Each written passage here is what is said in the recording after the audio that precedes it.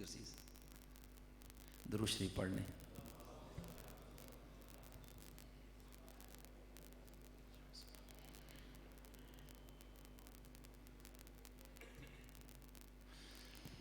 الحمد للہ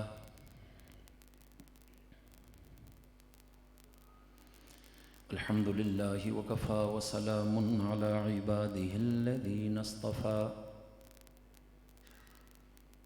خصوصا علی سید الرسل وخاتم الانبیاء وعلى آلہ وصحبہ نجوم الہدى وأزواجه وذرياته وبناته وأهل بيته أجمعين. أما بعد أعوذ بالله من الشيطان الرجيم. بسم الله الرحمن الرحيم. لو أنزلنا هذا القرآن على جبل لرأيته خاشعا متصدعا من خشية الله وتلك الأمثال نضربها للناس لعلهم يتفكرون.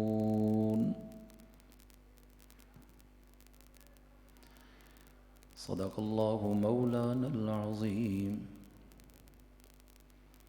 قال رسول الله صلى الله عليه وسلم خيركم من تعلم القرآن وعلمه أو كما قال عليه الصلاة والسلام. اللهم صل على سيدنا ومولانا محمد صلی اللہ علیہ وعلى آلہ وصحبہ وبارک وسلم. محبت کے ساتھ بلند آواز سے درود شریف پڑھ لیجیے. اللہم صل علی محمد النبی الامی وعلی آلہ وسلم تسلیما. میزبان مکرم استاذ القراء حضرت قاری ظفر محمود صاحب دامت برکاتہم، مخدوم العلماء مفتی حیدر علی صاحب، دیگر علماء کرام، برادران اسلام، عزیزان ملت،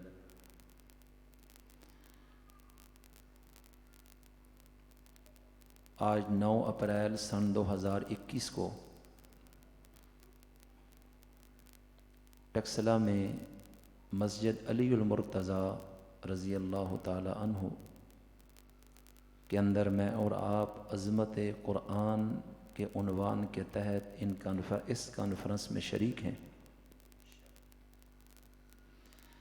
اشتہار پر موجود عنوان کے تحت ہی میں نے ایک آیت اور ایک حدیث آپ کے سامنے تلاوت کی ہے. جن بچوں نے اس سال قرآن کریم حفظ کیا ہے ان کو خراج تحسین پیش کرنے کے لیے یہ کانفرنس منعقد کی گئی. میری دعا ہے کہ اللہ تعالیٰ اس ادارے کو قاری صاحب کی سرپرستی میں دن دگنا رات چگنی ترقی نصیب فرمائے اور پورے عالم میں اللہ تعالیٰ اس ادارے کا فیض جاری فرمائے. میرے عزیز دوستو، یہ بڑا مشہور اور معروف عنوان ہے عظمت قرآن کا. قرآن کریم عظمت سے بھرپور ہے. یہ کلام ہے اللہ تعالیٰ کا، اور کلام متکلم کی صفت ہوتا ہے. جتنا بڑا متکلم ہوگا اتنے ہی عظیم اس کا کلام ہوگا. اور آپ سمجھتے ہیں کہ اللہ سے عظیم کوئی نہیں، تو اللہ کے کلام سے بڑھ کر کوئی بھی کلام عظیم نہیں. اللہ کا کلام ہونا ہی اس کے عظیم ہونے کی دلیل ہے۔ اور دوسری بات میں یہ عرض کرتا ہوں، اللہ تعالیٰ نے اس کی عظمت کو قرآن کریم کی اس آیت میں خود بیان فرمایا ہے کہ اگر ہم اس قرآن کو کسی بھی پہاڑ پر نازل کر دیتے تو اے مخاطب تو دیکھتا اپنی ان آنکھوں سے کہ وہ پہاڑ قرآن کی عظمت کی وجہ سے دب بھی جاتا اور پھٹ بھی جاتا۔ من خشیت اللہ، اللہ کی خشیت کی بنیاد پر جو اس کلام کے اندر اللہ کی صفت کے طور پر موجود ہے۔ یہ مثالیں ہیں جو ہم لوگوں کے فائدے کے لیے بیان کر رہے ہیں تاکہ وہ غور و فکر کریں قرآن کی آیات میں۔ اب انسان حیران ہوتا ہے کہ قرآن پہاڑ پر آ جاتا تو پہاڑ دب اور پھٹ کیوں جاتا؟ ظاہراً تو یہ الفاظ ہیں، اور پہاڑ بہت عظیم الجثہ اور مضبوط چیز ہوتی ہے۔ پتھر کا ٹوٹنا بڑی طاقت کے ساتھ ہوتا ہے، اتنی آسانی سے پہاڑوں کے پتھر نہیں ٹوٹا کرتے، لیکن اس قرآن میں جو قوت اور طاقت اللہ نے رکھی ہے یہ پہاڑوں جیسی عظیم چیز کو بھی ریزہ ریزہ کرنے کی صلاحیت رکھتا ہے۔ تو جب پہاڑ بھی اس کے سامنے رائی ہو جائیں تو کائنات میں کتنی ہی طاقتور اور وزنی چیز کیوں نہ ہو، اللہ اس قرآن کے سامنے اس کو مسخر کر دیتا ہے۔ توجہ رکھیے گا۔ اب آئیے ایک اور مقام پر ایک آیت آپ کے سامنے پیش کرتا ہوں۔ حضرت موسیٰ علیہ السلام اولو العزم رسولوں میں سے تھے۔ اللہ تعالیٰ سے ہم کلام ہونے کا شرف حاصل ہوا۔ اسی طرح ایک مرتبہ اللہ تعالیٰ سے گفتگو کے دوران، جو کہ آمنے سامنے نہیں تھی، پردے میں تھی، یعنی صرف سماعت تھی اور کلام تھا، دیدار نہیں تھا، من وراء حجاب، پردے کے پیچھے سے اللہ سے ہم کلامی کا شرف مل رہا ہے۔ اللہ کی محبت جو ان کے دل میں تھی اس نے جوش مارا، اور ان کے دل میں تڑپ اٹھی کہ میں اللہ کو دیکھوں، اور یکدم یہ عرض کی، ربی ارینی انظر الیک، اے اللہ تو مجھے دکھا، میں تجھے دیکھنا چاہتا ہوں۔ زور سے کہو، کس کو دیکھنا چاہتا ہوں؟ کس کو؟ کتنی بڑی چیز مانگی، یہ کوئی چھوٹا سوال ہے؟ ربی ارینی، اے میرے پروردگار مجھے دکھا، انظر الیک، میں تجھے دیکھنا چاہتا ہوں۔ آواز بند کر کے نو کم آسی نے مولوی صاحب نے نعرے چے اچھا بولو۔ اللہ نے فرمایا لن ترانی، اے موسیٰ کبھی بھی تو ہرگز مجھے نہیں دیکھ سکے گا۔ لا تدرکہ الابصار وہو یدرک الابصار، اللہ کہتے ہیں میں آنکھوں کو دیکھ لیتا ہوں، آنکھیں مجھے نہیں دیکھ سکتی۔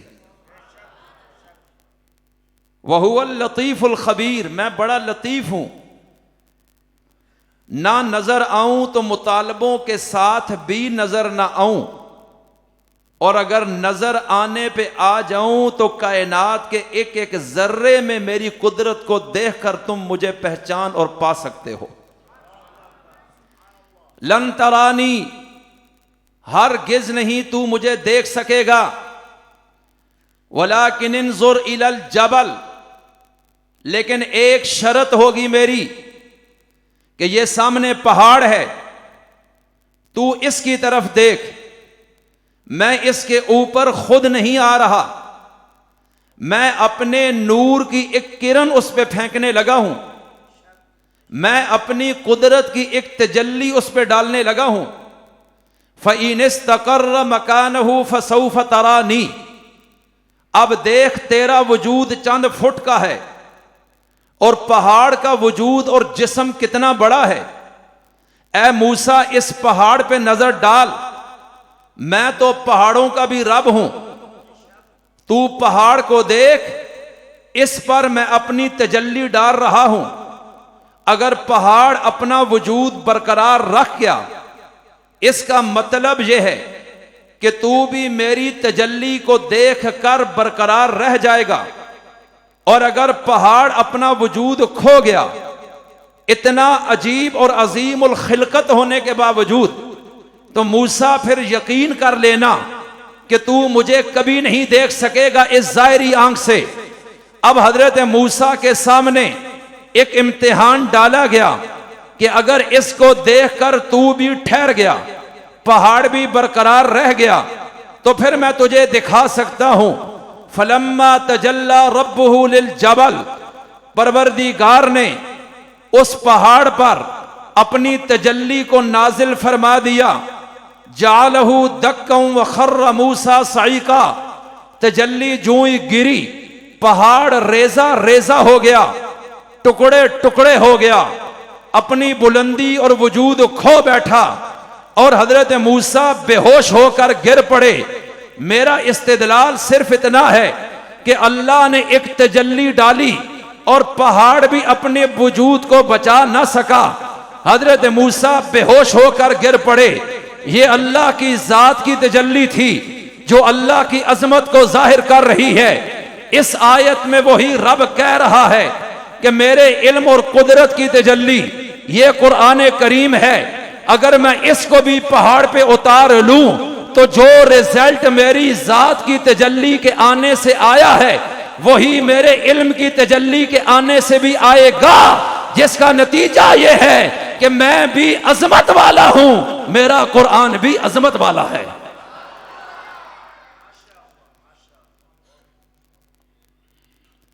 اب اگلی بات عرض کرتا ہوں۔ بعض اوقات ایک چیز عظیم ہوتی ہے اور دنیا کہتی ہے یہ بڑی عظیم ہے، لیکن اس میں افادیت کا پہلو کوئی نہیں ہوتا۔ جیسے تاج محل ہے، لوگ کہتے ہیں بڑا عظیم ہے، مینار پاکستان ہے بڑا عظیم ہے، فلاں محل ہے بڑا عظیم ہے، ہوگا، لیکن اس کا مجھے تو کوئی فائدہ نہیں ہے۔ تاج محل کی عظمت سے مجھے کیا فائدہ ہے؟ آپ کو کیا فائدہ ہے؟ انسانوں کو کیا فائدہ ہے؟ اے رب کریم، اتنا تو سمجھ آ گیا ہے کہ قاری صاحب نے اشتہار پہ جو عنوان قرآن کی عظمت کا لگایا ہے وہ واقعی ہمارا عقیدہ ہے کہ یہ قرآن عظیم ہے، کیونکہ تو خود عظیم ہے۔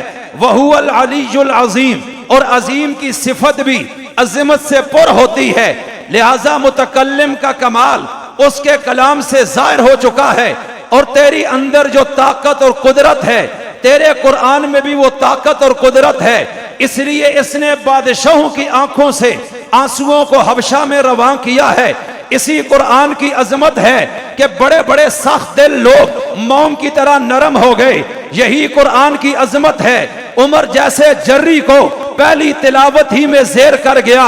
یہی قرآن کی عظمت ہے کہ اس نے ساری کائنات کو اپنی لپیٹ میں اپنی سحر افرینی سے لیا ہے۔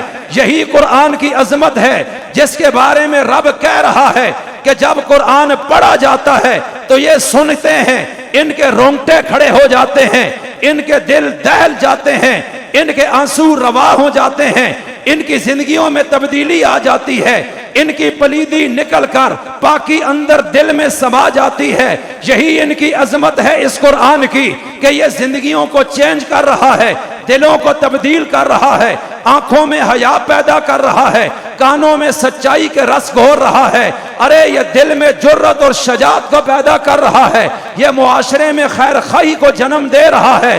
اس لیے توجہ کیجئے گا، قرآن عظیم ہے لیکن میں پوچھتا ہوں اس کا کوئی فائدہ بھی ہے ہمیں؟ عظیم تو بڑی چیزیں ہوتی ہیں، آسمان عظیم ہے، زمین بھی عظیم ہے، پہاڑ بھی عظیم ہے، سمندر بھی عظیم ہے، سورج بھی عظیم ہے۔ اے رب کریم، اس کی عظمت تو بہت ہے کہ پہاڑ بھی زیرو ہو جائے، بلکہ تو نے قرآن میں اعلان کیا ہے کہ یہ میری امانت ہے، اگر میں آسمانوں پہ اتار دیتا آسمان بھی فنا ہو جاتے، میں زمینوں پہ اتارتا زمینیں فنا ہو جاتی، میں پہاڑوں پہ اتارتا پہاڑ ریزہ ریزہ ہو جاتے۔ معلوم ہوتا ہے کائنات میں ہر عظیم سے بڑھ کر اس قرآن کی عظمت ہے کہ پہاڑ بھی اس کے سامنے کانپنے لگ جاتے ہیں، زمین اس کے سامنے اپنے آپ کو پست کر لیتی ہے، آسمانوں کی بلندیاں اس کے سامنے ہیچ ہو جاتی ہیں۔ تو پھر میرے عزیز توجہ کر، اس کائنات میں سب سے فل پاور اگر کوئی چیز ہے وہ اللہ کا قرآن ہے۔ اس پہ دلیل دینا چاہتا ہوں کہ قیامت کا آنا برحق ہے۔ میرا عقیدہ ہے، میرے سچے نبی نے فرمایا ہے،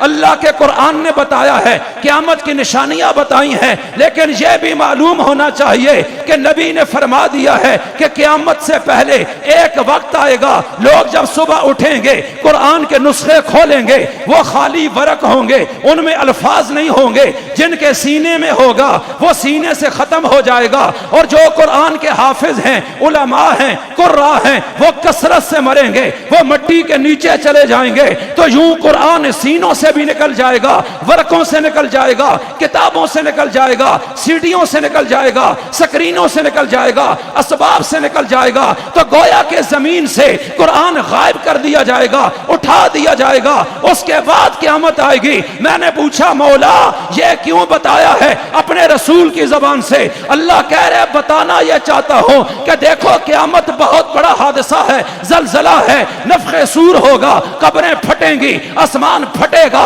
زمین پھٹے گی، حشر نشر ہوگا، سمندر ابل جائیں گے، ستارے بے نور ہو جائیں گے، ارے کائنات میں انقلاب عظیم ہوگا، اور کائنات سنبھال نہیں سکے گی اپنے آپ کو۔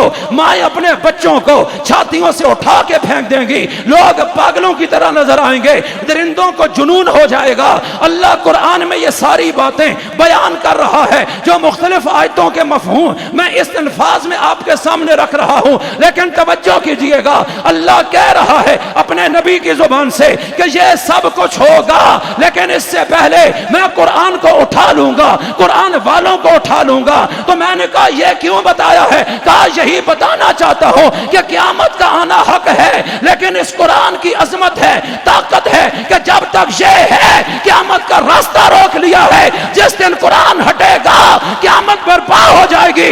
گویا کہ قیامت سے بھی قوت والی اور کائنات میں سب سے فل پاور اور عظمت والی کوئی کتاب ہے تو وہ اللہ کا قرآن ہے۔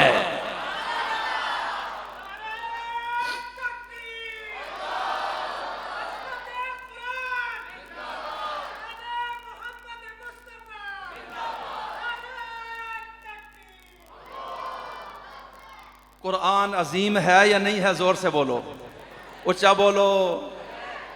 میں سفارش کروں گا قاری صاحب سے کہ آپ کو بعد میں روٹی پیٹ بھر کے دے دیں، اونچا بولو بھائی، قرآن عظیم ہے یا نہیں ہے؟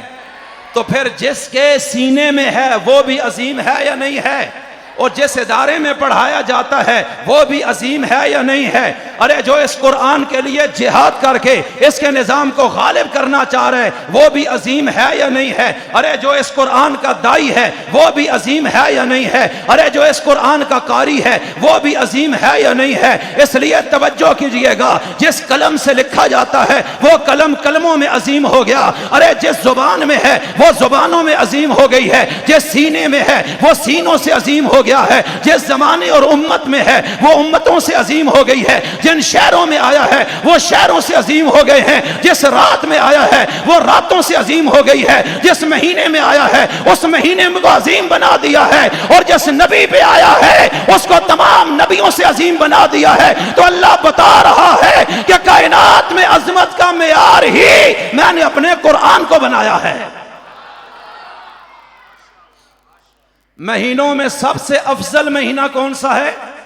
کیوں؟ شہر رمضان الذی انزل فیہ القرآن، اللہ کہتے ہیں دلیل موجود ہے کہ اس میں قرآن اتارا ہے، راتوں میں سب سے افضل لیلۃ القدر ہے۔ دلیل کیا ہے؟ انزلناہ فی لیلۃ القدر، اور لیلۃ القدر میں قرآن کو اتارا ہے۔ اے میرے رب کریم، اس رسول کو رسولوں کا سردار بنایا ہے۔ اللہ کہتے ہیں کیوں نہ بناتا؟ نزلہ علی قلبک، اور تیرے دل، تیرے قلب اطہر پہ میں نے اتنی عظمت والا کلام اتار دیا ہے۔ اس لیے عزیزو، یہ جو عظمتیں ہیں یہ اس قرآن کی وجہ سے ہے۔ تو جب یہ اتنا عظیم ہے، اس لیے رب نے اتار کر یوں نہیں چھوڑ دیا، کہا میں حفاظت کروں گا۔ اس کو کوئی مولوی، کوئی پیر، کوئی بادشاہ، کوئی وزیر، کوئی بدماش، کوئی کافر، کوئی مشرک کسی دور میں پوری قوت لگا کے بھی اس میں تبدیلی نہیں کر سکے گا، زبر زیر کو چینج نہیں کر سکے گا، اس لیے کہ یہ عظمتوں والی کتاب ہے۔ تو عرض کیا کر رہا تھا کہ بعض اوقات چیز عظیم ہوتی ہے لیکن اس کی افادیت کوئی نہیں ہوتی ہے۔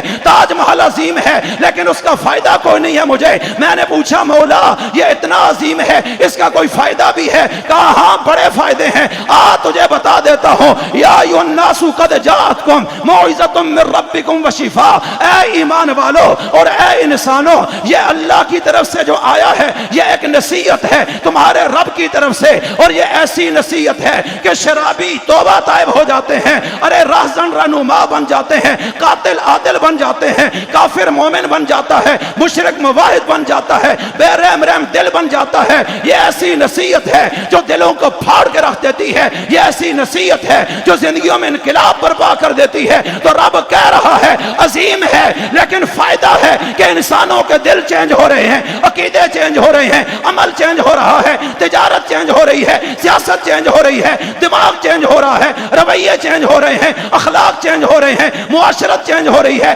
معاملات چینج ہو رہے ہیں، ہر چیز میں تبدیلی آئی ہے اس کتاب کی وجہ سے۔ اس لیے نبی کو کہا ہے تجھے قرآن دیتے ہیں، مکہ میں پڑھ کے سنا، مدینہ میں پڑھ کے سنا، بدر میں پڑھ کے سنا، طائف میں پتھروں کی بارش میں سنا، ارے اس کو نمازوں میں پڑھ، راتوں میں پڑھ، دن میں پڑھ، خلوت میں پڑھ، جلوت میں پڑھ، پہاڑوں پہ پڑھ، کعبہ کے سین میں پڑھ، ہر جگہ قرآن پڑھتا چلا جا، اور اتنا پڑھ کہ ہر جگہ میری توحید کے ڈنکے بج جائیں۔ اس لیے میں عرض کرنا چاہتا ہوں نبی آئے تھے اس قرآن کو لے کر، صحابہ اٹھے ہیں اس قرآن کے نظام کو لے کر، تابعین اٹھے ہیں اس قرآن کے نظام کو لے کے۔ امام بخاری نے بخاری لکھی ہے، ہر حدیث قرآن کی آیات کی تشریح ہے، یہ میرا قول نہیں ہے، امام بخاری کا بھی قول ہے، امام شافعی کا بھی قول ہے، رشید احمد گنگوئی کا بھی قول ہے، ہر محدث کہہ رہا ہے کہ ہر نبی کی صحیح حدیث قرآن کی کسی نہ کسی آیت کی تشریح ہے۔ تو پہلا فائدہ یہ ہے کہ یہ نصیحت ہے،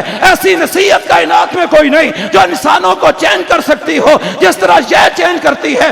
اس کے بعد اعلان کیا ہے کہ یہ شفا ہے، تکبر سے بچاتا ہے، تکبر کو نکال دیتا ہے، حسد کو نکال دیتا ہے، کینے کو نکال دیتا ہے، بغض کو نکال دیتا ہے، کفر کو نکال دیتا ہے، شرک کو نکال دیتا ہے، ظلم کو نکال دیتا ہے، تعدی کو نکال دیتا ہے، اور ایسا شفا کا سپرڑ بھر دیتا ہے کہ دل پاک ہو جاتے ہیں۔ تو میں نے پوچھا کبھی دل پاک ہوئے بھی؟ اللہ کہتا ہے ہاں، میں تجھے بتا دیتا ہوں، میرے نبی نے قرآن پڑھا تھا، مکہ کے مشرکوں پہ انہوں نے کلمہ پڑھا ہے، نبی کے قریب آئے ہیں، نبی نے نمازوں میں سنایا، نبی نے ہجرت میں سنایا، نبی نے دن کو سنایا، نبی نے رات کو سنایا، انہوں نے سنا ہے۔ اور ایک زمانہ آیا ہے کہ میں نے چیک کیا ہے کہ یہ شفا ملی بھی ہے یا نہیں ملی، تو پھر میں نے امتحان لیا ہے ان کے دلوں کا جو وجود کا مرکز ہوتا ہے۔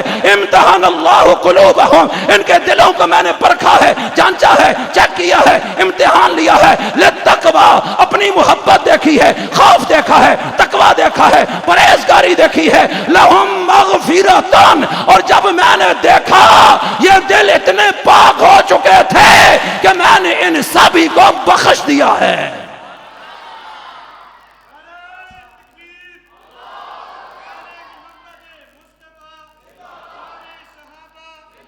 اللہ کہتا ہے نصیحت بھی ہے، شفا بھی ہے، ہدن رہنما بھی ہے، حق اور باطل میں یہ رہنمائی کرتا ہے، جائز ناجائز یہ تجھے بتاتا ہے، اچھے برے میں یہ تمیز کر رہا ہے، نہ حق اور جائز حق میں یہ بتا رہا ہے، بت پرست اور خدا پرست میں پہچان یہ کروا رہا ہے، ظالم اور عادل کا فرق یہ بتا رہا ہے۔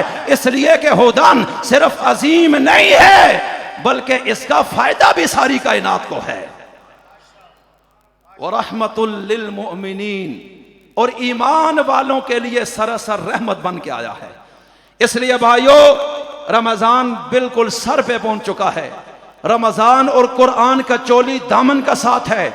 اس لیے رمضان سیزن ہے جنت کو لوٹنے کا، رمضان سیزن ہے اللہ کو راضی کرنے کا، رمضان سیزن ہے گناہ معاف کروانے کا، رمضان سیزن ہے انسانوں کی ہمدردی پیدا کرنے کا، رمضان سیزن ہے اپنا موٹاپا بھی ختم کرنے کا۔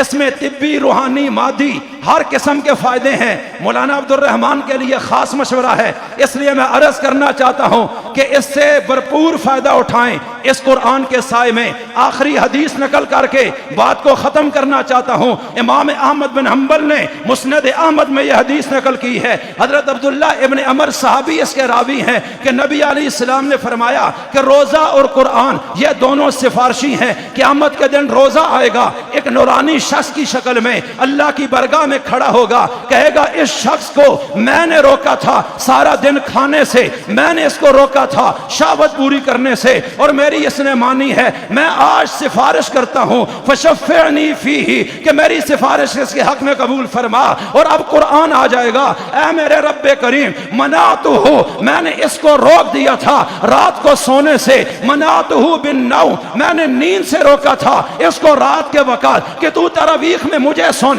رات کو مجھے پڑھ اور سنا لوگوں کو، تو مولا اس نے نیند قربان کی ہے میری وجہ سے۔ تو کہا کہ روزہ سفارش کرے گا کہ دن کو یہ میری خاطر ساری قربانیاں دیتا رہا، اور قرآن سفارش کرے گا کہ یہ رات کو میری خاطر قربانی دیتا رہا، اور دونوں کی سفارش قبول کرتے ہوئے اللہ اس کو جنت عطا کر دے گا۔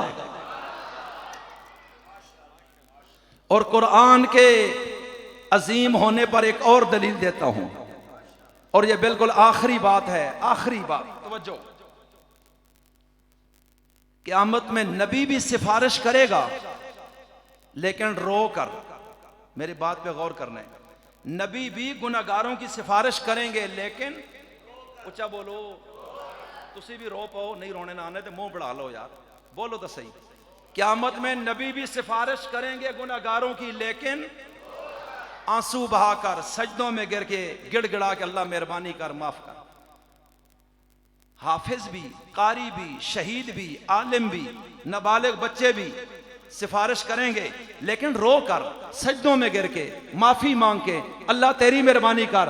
مسلم کی روایت ہے ایک سفارشی ایسا آئے گا میدان حشر میں کہ پتہ نہیں کیا ہے، وہ روئے گا نہیں، وہ کانپے گا نہیں، وہ گڑ گڑائے گا نہیں، بس وہ اڑ جائے گا، وہ اتنا طاقتور ہوگا، لوگ حیران ہوں گے یہ کون ہے؟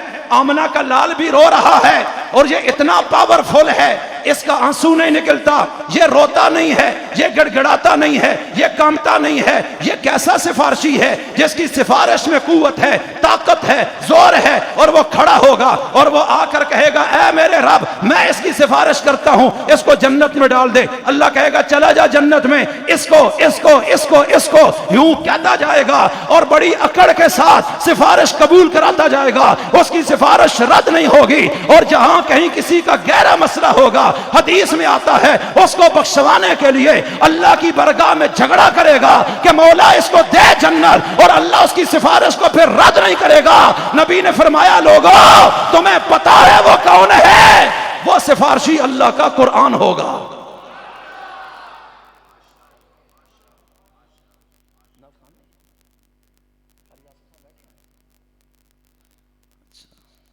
چلو 10 منٹ اور کون بولے، توجہ۔ تو میں بتا رہا ہوں قیامت کے دن بھی سب سے زیادہ طاقتور سفارشی کون ہوگا؟ بولو، یاد رکھنا یہ کوئی معمولی چیزیں نہیں۔ اب کوئی کہہ سکتا ہے جی اللہ کے آگے کوئی جھگڑا کر سکتا ہے، یہ کیسی بات ہے؟ تو بھائی قرآن اللہ کا غیر نہیں ہے، یہ ایک مسئلہ ہے، یہ اب آپ کو سمجھ نہیں آئے گا۔ امام احمد بن حنبل نے ویسے نہیں کوڑے کھائے تھے، یہ قرآن متکلم اللہ کی صفت ہے، اور اللہ واللہ غالب، اللہ غالب ہوتا ہے، وہ ذات میں بھی غالب ہے اور اپنی صفات میں بھی، اس لیے آنسو نہیں نکلے گا۔ اس لیے سب سے تکڑا سفارشی اپنے ساتھ لگاؤ۔ جو لوگ اس سفارشی کے دوست ہیں، سینے میں اس کو جگہ دے چکے ہیں، ان سے تعلق بناؤ۔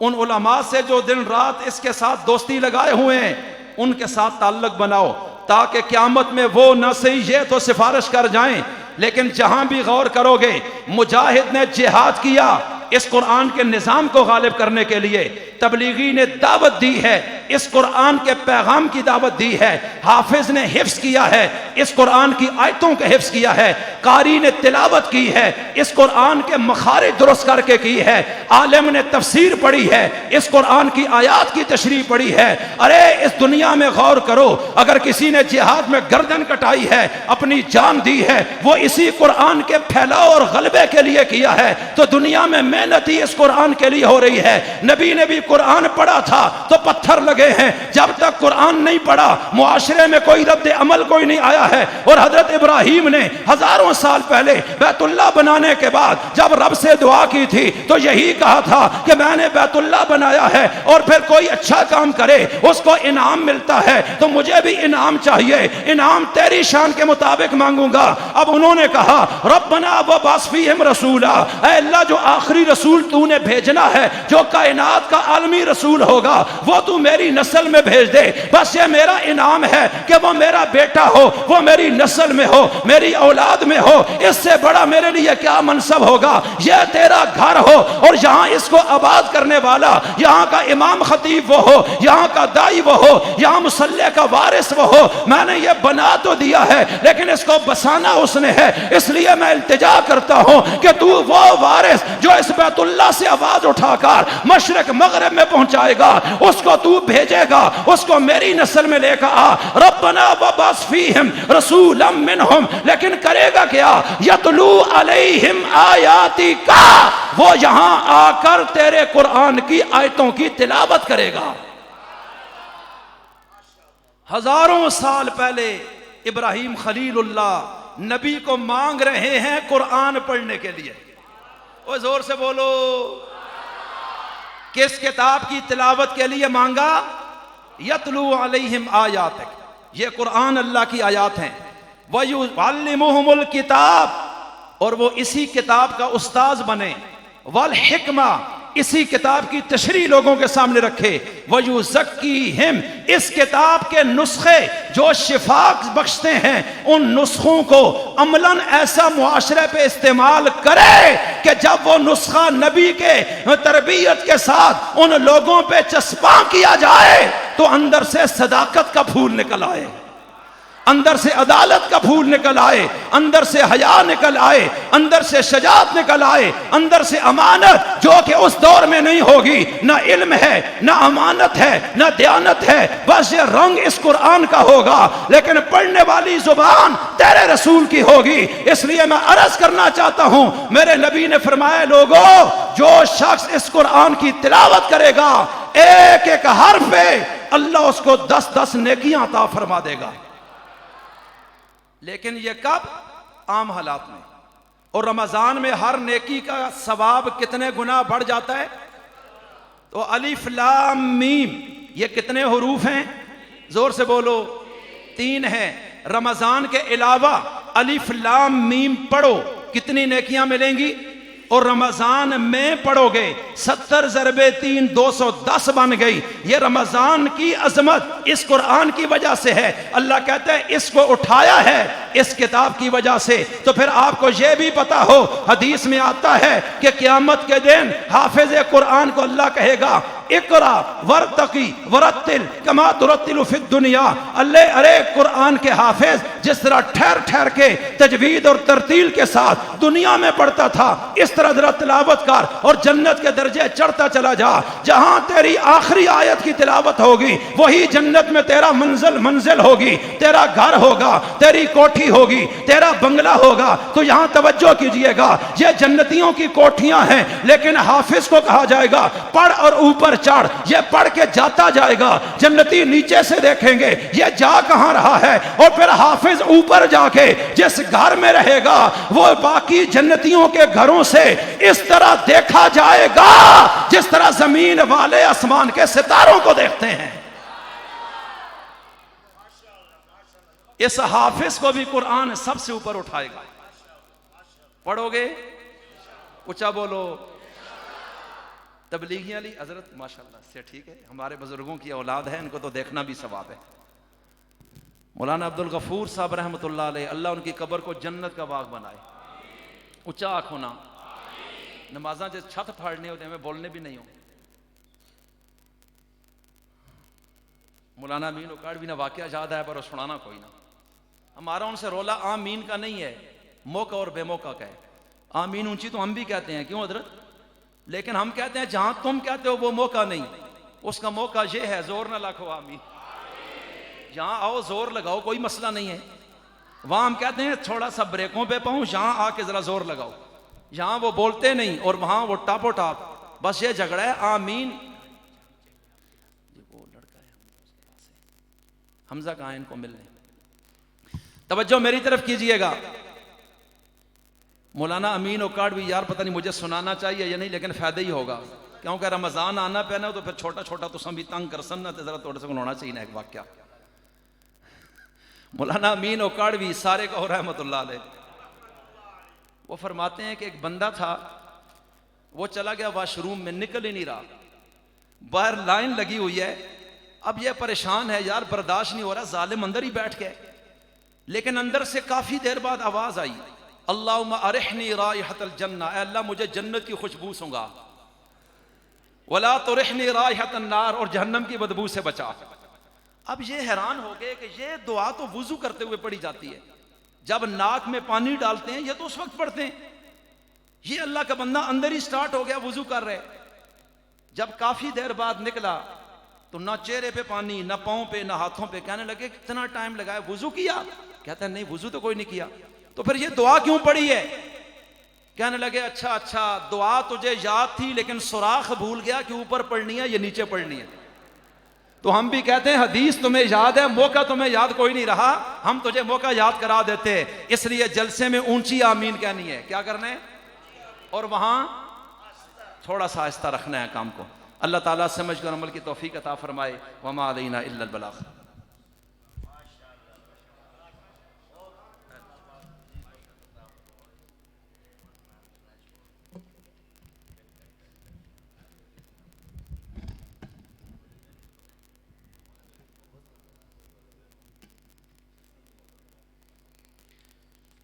ماشاءاللہ یہ تھے مفتی شبیر احمد عثمانی صاحب، جو آپ حضرات کے سامنے قرآن کی عظمت پر روشنی ڈال رہے تھے. آپ حضرات سے بار بار گزارش کی جاتی ہیں کہ SOPs پر عمل کریں. یہاں پر جو